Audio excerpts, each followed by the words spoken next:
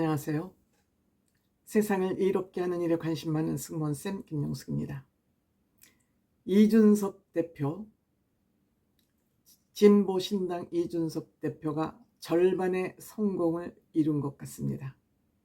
많은 사람들이 이준석 대표가 탈당을 못할 거다, 탈당을 해도 창당을 못할 거다, 당원 가입은 허수가 많다, 즉 이준석이 망하면 좋겠다는 그런 고사라도 지내듯이 많은 사람들이, 많은 평론가들이 이준석 대표를 비난했습니다. 이건 비판이 아니라 비난에 가깝습니다. 이준석이 성공하면 배 아픈 사람들이 굉장히 많은 것 같습니다.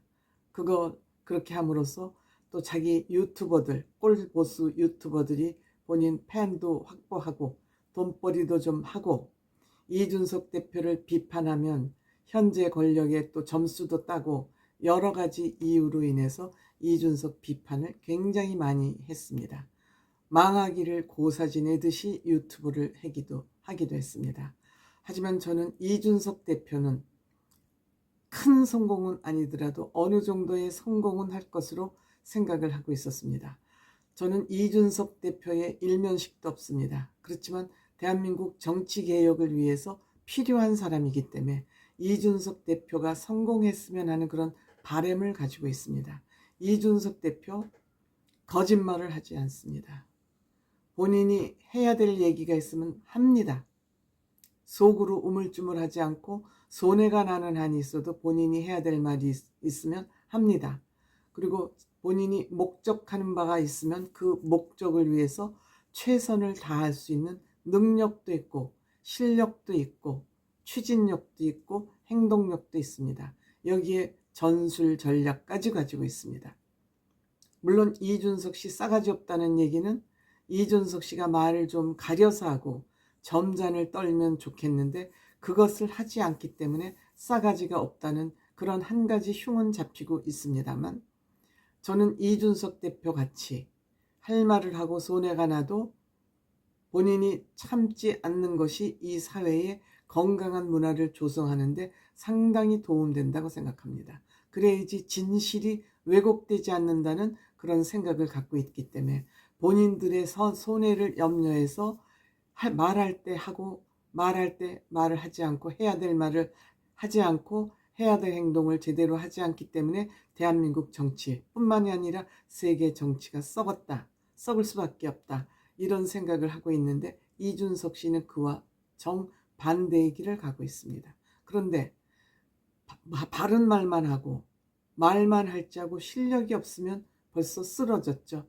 존재감이 없어져 버렸죠. 그런데 이준석 대표는 다릅니다. 비판하고 할 말 하면서도 자기가 할 줄 아는 일이 있고 해야 될 일을 하고 일하는 방식을 알고 정확한 두뇌를 가지고 있기 때문에 절대 누구도 이준석 대표를 쓰러뜨릴 수가 없었습니다. 이준석 대표는 창당을 하기 전에 무엇이 중요한지를 알고 그 밑작업을 이미 다 해놨습니다. 밑작업을 다 해놨습니다. 정당을 만드는데 중요한 게 뭡니까? 당원이죠. 그 당원 확보를 위한 기술적, 실무적인 시스템을 다 만들어 놨습니다. 그래서 아주 2, 3일 만에 짧은 시간에 당원을 주주주죽 만들었습니다. 보통 사람들 이거 못해요. 할 줄 몰라요. 돈이 없으면 일이 안 되는 줄 알아요. 돈 없이는 일을 할 줄 몰라요. 근데 이준석 씨는 돈 없이 정당을 짧은 시간 내에 뚝딱 만들어 놨어요. 이만하면 인정해야죠. 자기네들이 할 수 없다고 이준석 대표도 못한다? 그거는 자기네 방식의 비판이죠. 자기네 방식의 비난이죠.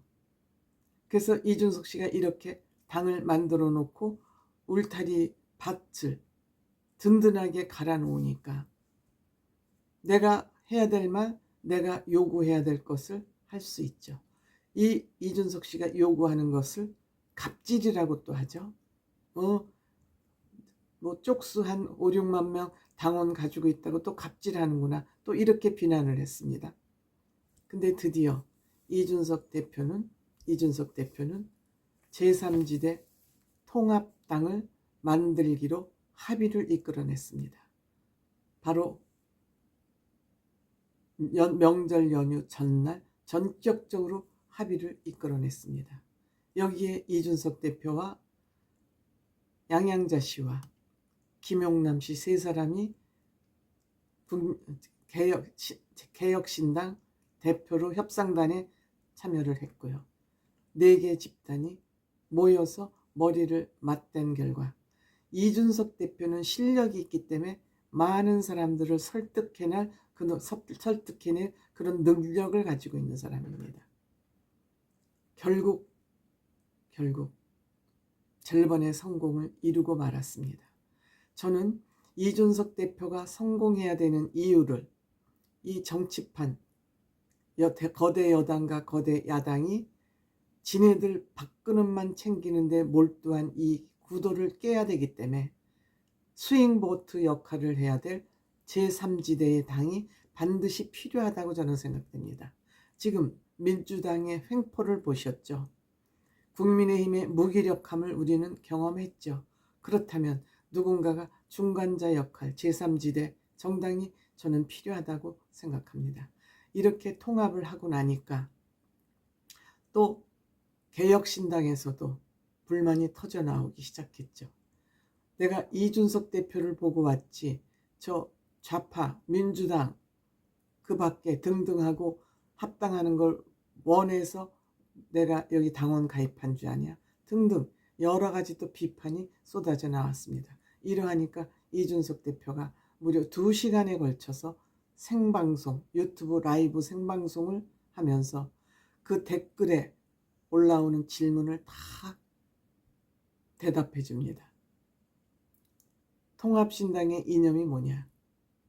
통합신당의 이념이 뭐냐?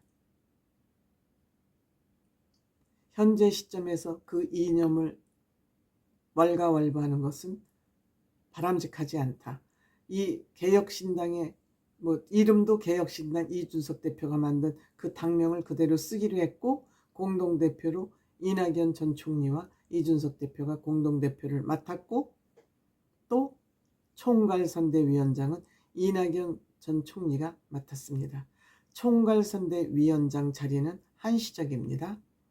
총선 전까지 한시적입니다. 그리고 총괄은 붙었지만 선대위원장에는 이준석 대표도 포함이 됩니다.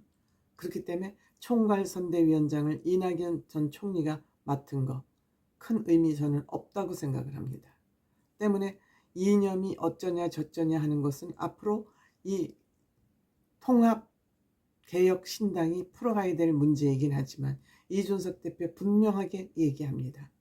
현재 시점에서 이념을 노라는 거 바람직하지 않지만 노인 무임승차권 또 여성 희망 복무제는 그대로 유지할 것이다. 분명히 본인 생각을 밝혔습니다.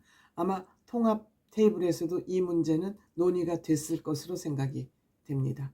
그리고 이 통합 논의가 지지부진했던 비례대표 명단 우려할 사항 일어나지 않을 것이다. 즉 한간에 진보당 출신 배복주 씨 전장현 대표의 부인이라고 그러죠.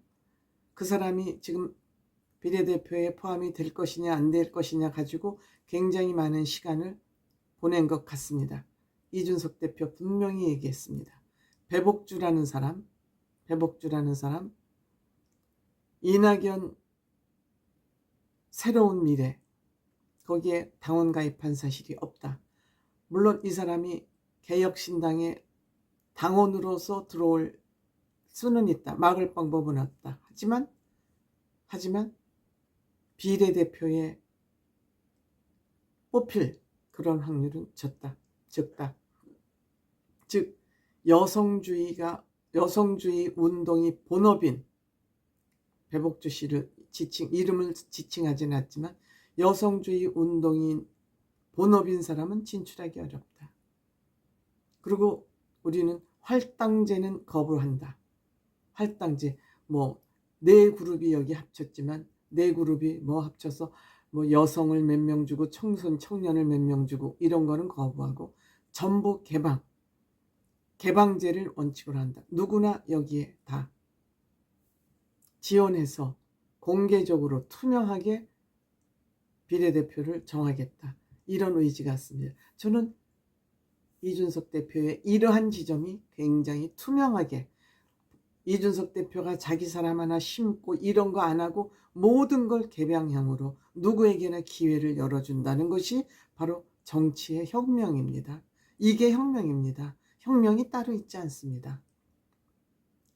그리고 유호정이라고 이 사람도 진보당 출신이죠. 이대남에 대한 거부감이 있는데 이건 어떻게 생각하냐. 협상은 했지만 공개할 수 없다. 현재로서는 협상은 했지만 공개할 것은 하고 공개할 것을 안 해야 되는데 지금 공개할 수 없다.